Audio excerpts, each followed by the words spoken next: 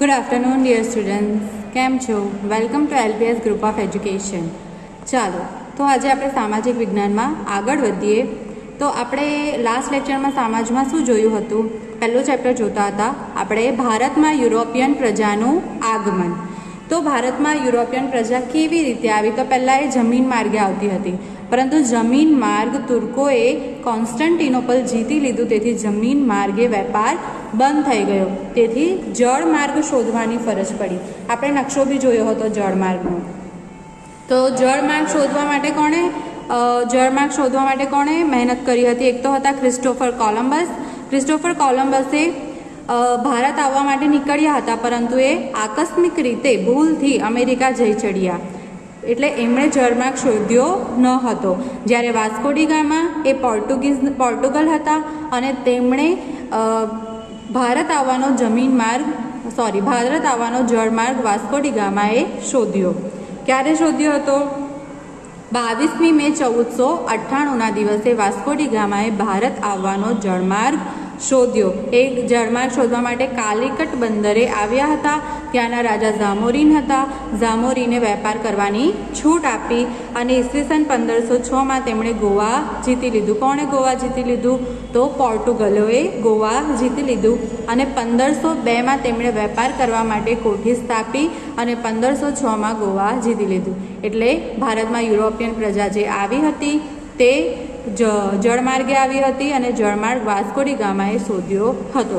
કોલમ્બસે શોધવાના પ્રયાસ કર્યા, પરંતુ તે આકસ્મિક રીતે અમેરિકા જઈ ચડ્યા. તેથી ત્યાંના લોકોને હાલમાં બી રેડ ઇન્ડિયન કે વેસ્ટ ઇન્ડિઝ કહેવામાં આવે છે. તો હવે આપણે આગળ જોઈએ. આગળ આપણે જોવાના છે પોર્ટુગીઝ સત્તાનો અંત. પોર્ટુગલો આવ્યા તો એમની સત્તાનો અંત કેવી રીતે આવ્યો?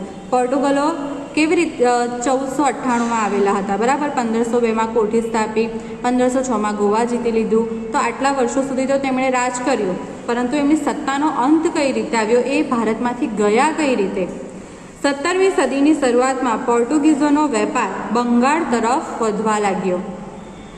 આ સમયે મુગલ બાદશાહ શાહજહાં દિલ્હીની ગાદી પર હતા. 17મી સદીમાં મુગલ બાદશાહ શાહજહાં દિલ્હીની ગાદી પર હતા.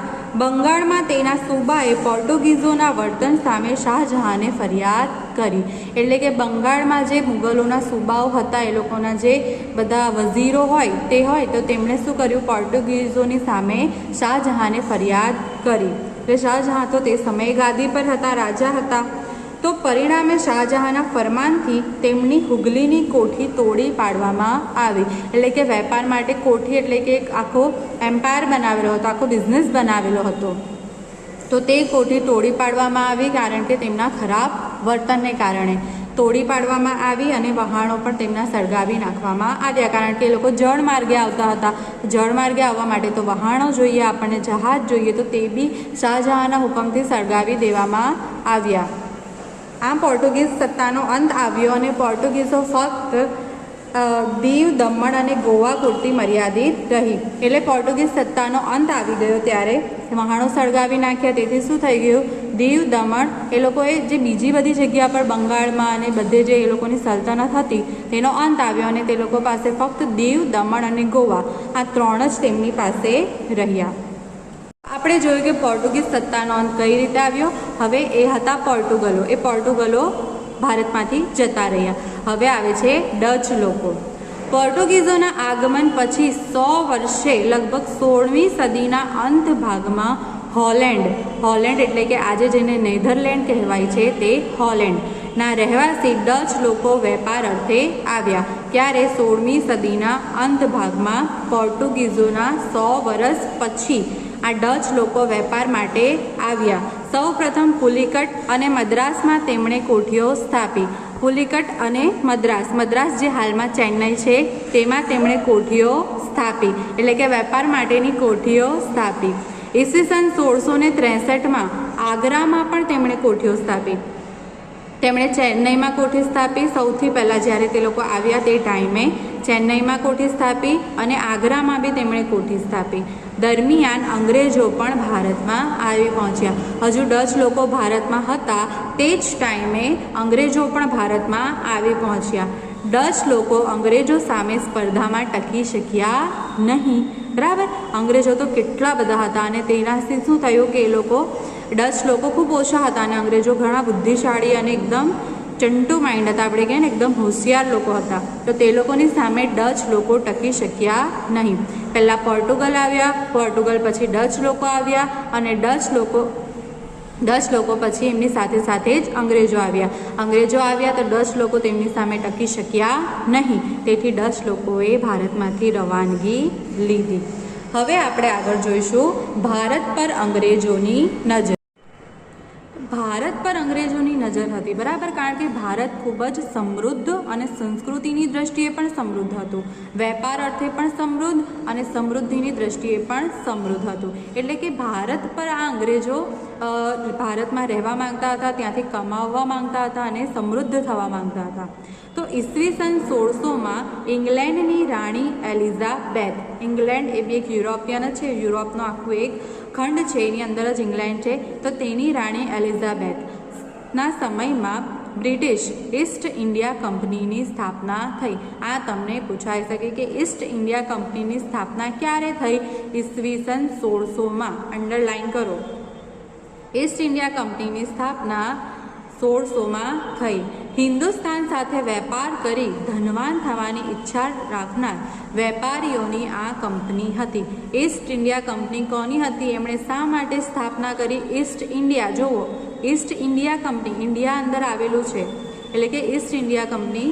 આ લોકો જે આ કોઠી સ્થાપી, આ કંપની સ્થાપી, આ કંપની સ્થાપવાનો મેઇન હેતુ ભારતમાં પોતાનો વેપાર કરવાનો હતો.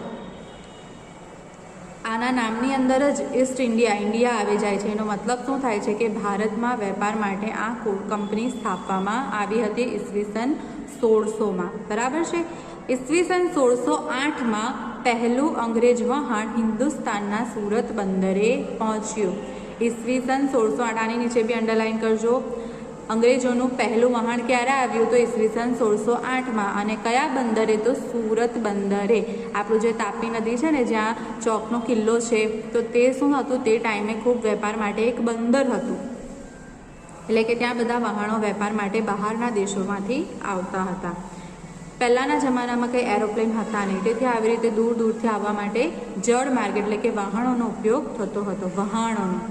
હિન્દુસ્તાનની ધરતી પર પગ મૂકનાર પ્રથમ અંગ્રેજ હોકિન્સ આ વહાણનો કપ્તાન હતો. 1608માં પહેલું વહાણ આવ્યું અંગ્રેજોનું, જે સુરત બંદરે આવ્યું અને તેનો કેપ્ટન કોણ હતો? હોકિન્સ. એ પહેલો અંગ્રેજ હતો જેણે ભારતમાં પોતાનો પગ મૂક્યો. અંડરલાઇન કરજો હોકિન્સ પર. તે જહાંગીરને મળ્યો. એટલે તે સમયે સુરતના બાદશાહ કોણ હતા? જહાંગીર. તો તે જહાંગીરને મળ્યા, પરંતુ પરવાનગી જહાંગીરે આપી નહીં. વેપાર કરવાની પરવાનગી જહાંગીરે આપી નહીં. ત્યારબાદ આવનાર સર ટોમસ રો, હોકિન્સને પરવાનગી ન મળી, તેથી તેઓ જતા રહ્યા. ત્યારબાદ કોણ આવ્યું? Sir Thomas Roe. તેમણે જહાંગીર પાસેથી સુરતમાં વેપારી કોઠી સ્થાપવાની પરવાનગી લીધી. એટલે કે પોતાનો બિઝનેસ સ્થાપવાનો, પોતાનો ધંધો સ્થાપવાનો, પોતાની કોઠી સ્થાપવાની તેમણે પરવાનગી લીધી જહાંગીર પાસેથી. કોણે? Sir Thomas Roe. પહેલાં હોકિન્સ આપ્યા, તેમને પરવાનગી મળી નહીં. બીજા સર ટોમસ રો આવ્યા, તેમને પરવાનગી જહાંગીરે આપી. ત્યાર પછી દિલ્હીની સત્તા શાહજહાં પાસે આવી. શાહજહાંએ અંગ્રેજોને બંગાળમાં વેપાર કરવાની છૂટ આપી. પછી પહેલાં જહાંગીરે પરવાનગી આપી અને ત્યાર પછી શાહજહાંએ પર અંગ્રેજોને બંગાળમાં વેપાર કરવાની છૂટ આપી દીધી. તો આ હતા ભારત પર અંગ્રેજો. ભારતમાં અંગ્રેજો કઈ રીતે આવ્યા? તો સૌથી પહેલાં 1600માં ઈસ્ટ ઇન્ડિયા કંપની સ્થાપી. પછી 1608માં અંગ્રેજો પહેલી વખત ભારત આવ્યા, જેમાં સૌથી પહેલો અંગ્રેજ કોણ આવ્યો? તો હોકિન્સ. તેને પરવાનગી મળી નહીં. પછી આવ્યા સર ટોમસ રો, જેમણે પરવાનગી માંગી અને તેમને મળી. ત્યાર પછી શાહજહાં આવ્યા. શાહજહાંએ બંગાળમાં અંગ્રેજોને વેપાર કરવાની છૂટ આપી. તો આ હતી ભારત પર અંગ્રેજોની નજર. હવે આપણે આગળ જોઈએ. પછી આવ્યા ફ્રેન્ચ લોકો. ફ્રેન્ચોએ અંગ્રેજો, જો પહેલાં સૌથી આવ્યા પોર્ટુગલ લોકો, પછી આવ્યા ડચ લોકો. એ લોકો ગયા, પછી અંગ્રેજો આવ્યા. હવે અંગ્રેજો તો હજુ છે જ ભારતમાં. તે જ સમયે ફ્રેન્ચ લોકો પણ આવ્યા. તો ફ્રેન્ચોએ ફ્રેન્ચ ઈસ્ટ ઇન્ડિયા કંપનીની ઈસવીસન 1664માં સ્થાપી હતી. અંગ્રેજોએ ઈસ્ટ ઇન્ડિયા કંપની ક્યારે સ્થાપી? ઈસવીસન 1600માં. જ્યારે ફ્રેન્ચોએ ક્યારે સ્થાપી? 1664માં ઈસ્ટ ઇન્ડિયા કંપની સ્થાપી. તેમણે સુરત અને પુડુચેરીમાં કોઠીઓ સ્થાપી. સુરત અને પુડુચેરીમાં 1664માં પોતાની વેપાર માટેની કોઠીઓ સ્થાપી. ફ્રેન્ચોની કંપનીનો વડો દુપ્લે હતો. આ યાદ રાખજો કે ફ્રેન્ચોની કંપનીનો વડો કોણ હતો? દુપ્લે, જેને ભારતમાં યુરોપિયન સત્તા વિસ્તાર કરવાની ઈચ્છા થઈ. જેને ભારતમાં યુરોપના લોકોની સત્તા એટલે કે તેમની તે લોકો જેટલા ત્યાં રહે છે એટલે હજુ ત્યાંથી યુરોપિયન લોકોને બોલાવીને ભારતમાં જ તેઓ વસી જાય. આમ યુરોપિયન પ્રજામાં અંગ્રેજો અને ફ્રેન્ચો બે બળવાન કંપનીઓ એકબીજાની હરીફાઈ કરતી હતી. અંગ્રેજો અને ફ્રેન્ચો આ બંને યુરોપિયન પ્રજા જ હતી, પરંતુ બંને એકબીજા સામે હરીફાઈ કરતી હતી ભારતમાં ટકી રહેવા માટે. આમાં ઘણી તકરારો અને લડાઈઓ થઈ, ઘણી બધી લડાઈઓ અને તકરારો થઈ અંગ્રેજો અને ફ્રેન્ચો વચ્ચે, જેમાં છેવટે કોણ સફળ થયા? તો અંગ્રેજો સફળ થયા, પરંતુ ફ્રેન્ચો પાસે છેવટે પુડુચેરી, માહે, ચંદ્રનગર વગેરે વેપારી મથકો રહ્યા. જેવી રીતે પોર્ટુગીઝો પાસે દીવ, દમણ અને ગોવા આ 3 એમની પાસે હતા, તેવી જ રીતે ફ્રેન્ચ લોકો પાસે પણ આ પુડુચેરી, માહે, ચંદ્રનગર આ 3 રાજ્યો તેમની પાસે રહ્યા. એના સિવાયના બીજા બધા અંગ્રેજોએ જીતી લીધા. તો આ હતા ફ્રેન્ચ લોકો. સૌથી પહેલાં આવ્યા પોર્ટુગલ, પછી આવ્યા ડચ, પછી આવ્યા અંગ્રેજો, અંગ્રેજોની સાથે સાથે જ ફ્રેન્ચો. પણ આ બધાને હરાવીને છેલ્લા અંગ્રેજો ભારતમાં રહ્યા. હવે આગળ જોઈએ બંગાળમાં અંગ્રેજોનો વેપાર. તો આપણે જોયું હતું કે જહાંગીરે પરવાનગી આપી હતી નહીં અંગ્રેજોને વેપાર કરવાની, પરંતુ સર ટોમસ રો જ્યારે આવ્યા ત્યારે તેમને પરવાનગી આપી. શાહજહાંએ અંગ્રેજોને બંગાળમાં વેપાર કરવાની છૂટ આપી. આપણે આગળ જોયું કે શાહજહાંએ અંગ્રેજોને બંગાળમાં વેપાર કરવાની છૂટ આપી. તો હવે બંગાળમાં અંગ્રેજોનો વેપાર કઈ રીતે, ક્યારે ચાલ્યો, કેટલો ચાલ્યો, તેમણે કઈ રીતે વેપાર કર્યો તે આપણે જોઈએ. તો ઈસવીસન 1651માં હુગલી નદીને કાંઠે અંગ્રેજોએ વહેલો વેપાર કરવાની શરૂઆત કરી. તમને યાદ હશે આગળ આપણે જ્યારે પોર્ટુગલ લોકો જોયા, બરાબર, તો પોર્ટુગલ લોકોની બી હુગલી નદીની જે કોઠી હતી તે શાહજહાંએ તોડી નંખાવેલી, બરાબર. તો હવે ત્યાં જ અંગ્રેજોએ બી વેપાર કરવાની શરૂઆત કરી, પોતાની ત્યાં કોઠીઓ સ્થાપી, આજુબાજુ કિલ્લાઓ બાંધ્યા, કોઠીઓની ફરતે કિલ્લાઓ બાંધ્યા, પોતાના રક્ષણ માટે સૈનિકો પણ રાખ્યા અને મુગલ બાદશાહ ઔરંગઝેબ પાસેથી વાર્ષિક ખંડણીના બદલામાં કરવેરા આપ્યા વગર વેપાર કરવાની પરવાનગી મેળવી લીધી. એટલે કે મુગલ બાદશાહ કેવું કે જો આપણે કોઈ બી જગ્યાએ વેપાર કરવા જઈએ તો ત્યાં આપણે વાર્ષિક ખંડણી આપવી પડે, બરાબર. એટલે કે આપણે તેમને ભાડું ચૂકવવું પડે ને વેપાર કરવાનું. આપણે એમની જમીન પર, બીજાની જમીન પર જઈને વેપાર કરીએ, બીજા દેશમાં જઈને વેપાર કરીએ તો આપણે તેમને વાર્ષિક ભાડું ચૂકવવું પડે. પરંતુ અંગ્રેજો એટલા બધા હોશિયાર હતા કે ઔરંગઝેબ પાસેથી આ ખંડણી સિવાય વેપાર કરવાની પરવાનગી તેમણે મેળવી લીધી. એટલે તેમને કોઈ બી પૈસા ચૂકવવા પડતા હતા નહીં વેપાર કરવા માટે. તો એમણે ઈસવીસન 1651માં હુગલી નદીના કિનારે પોતાની કોઠી સ્થાપી હતી. નીચે જુઓ તમને ફોટો આપેલો છે અંગ્રેજોની વહાણો અને કોઠીઓનો. એમના જો બધા વહાણો કેટલા મોટા મોટા છે, અને આપણા ભારતના લોકો બી જોવા મળે છે, જેવી રીતે આમ પેલા મરાઠા લોકોએ પહેરેલું છે આ કેપ જેવું, અને એની સામે અંગ્રેજો બી જોવા મળે છે. તો આ અંગ્રેજોએ બંગાળમાં વેપાર કઈ રીતે કર્યો તે અહીંયા આપેલું છે. હવે પેજ પલટાવો તમે. જુઓ અહીંયા તમને 3 નકશા આપેલા છે, એના વિશે આપણે નેક્સ્ટ લેક્ચરમાં વાત કરીશું. પહેલાં આપણે નીચેનું જોઈ લઈએ. હવે કંપની વધુને વધુ ધન કમાવવાની હોડમાં લાગી ચૂકી હતી. અંગ્રેજોની કંપની બંગાળમાં કર મુક્ત વેપાર કરવાના ફરમાનમાં ફક્ત કંપનીને જ કર મુક્ત વેપાર કરવાની છૂટ હતી. એમણે બંગાળમાં કર મુક્ત વેપાર કર્યો. શાહજહાં પાસેથી ઔરંગઝેબ પાસેથી તેમણે પરવાનગી લઈ લીધી હતી કરમુક્ત વેપાર કરવાની, પરંતુ કંપનીના અધિકારીઓ વ્યક્તિગત વેપાર કરતા તેમાં પણ કર આપતા નહીં. ઔરંગઝેબે ફક્ત કંપનીને જ કરમુક્ત વેપાર કરવાની છૂટ આપી હતી, પરંતુ ત્યાંના જે અંદર વેપાર કરતા હતા તે પોતે પોતાનો પર્સનલ વ્યક્તિગત વેપાર બી બહાર કરતા હતા, તો તેઓ પણ કર આપતા નહીં. આ શું હતું? તેમની ચીટિંગ હતી. તેઓ શું કરતા હતા? ભારતના લોકોને દગો આપતા હતા. જેથી બંગાળની કરવેરાની આવક ઘટી ગઈ. આટલા બધા લોકો બંગાળમાં વેપાર કરે પરંતુ કર ભરે નહીં, તો પછી કરવેરાની આવક તો ઘટી જ જાય. પછી બંગાળવાળા પૈસા ક્યાંથી લાવે પોતાની આર્થિક બધી પરિસ્થિતિઓ સુધારવા માટે, જેનો બંગાળના નવાબ મુર્શિદ અલી ખાને વિરોધ કર્યો. એટલે કે જે બંગાળના નવાબ હતા મુર્શિદ અલી ખાન, તેમણે અંગ્રેજોનો વિરોધ કર્યો કે તમે કર આપો. કરમુક્ત વેપાર કરવાની પરવાનગી ઔરંગઝેબ પાસેથી લીધેલી હતી, બરાબર, પરંતુ તેનો મુર્શિદ અલી ખાને વિરોધ કર્યો. આ વિવાદ દિન પ્રતિદિન વધતો રહ્યો. એટલે કે આ જે લડાઈ હતી કરવેરાની તે દિન પ્રતિદિન વધતી જ રહી. અંગ્રેજો કોઈ બી હિસાબે કરવેરો આપવા માટે તૈયાર થયા નહીં. અંતે તેના પરિણામે ઈસવીસન 1757માં પ્લાસીનું યુદ્ધ થયું. આ કરવેરાની બાબતમાં ઘણી બધી લડાઈઓ થઈ અને છેલ્લા શું થયું, 1757માં પ્લાસીનું યુદ્ધ થયું.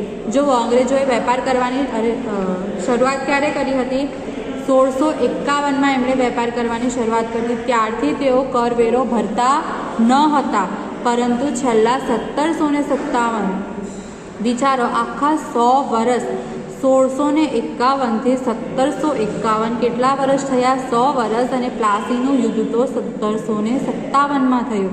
એટલા વર્ષ સુધી એ બધી લડાઈઓ ચાલી, બધું ઘણું બધું એ લોકોએ વિરોધ કર્યો. મુર્શિદ અલી પહેલાં નહીં કર્યો હશે 50 એવા વર્ષ સુધી, પરંતુ પછીથી વિચારો કેટલો બધો વિરોધ કર્યો, તો બી અંગ્રેજો કરવેરો ભર્યા નહીં અને છેલ્લા તેમણે યુદ્ધ કર્યું. 1757માં પ્લાસીનું યુદ્ધ થયું.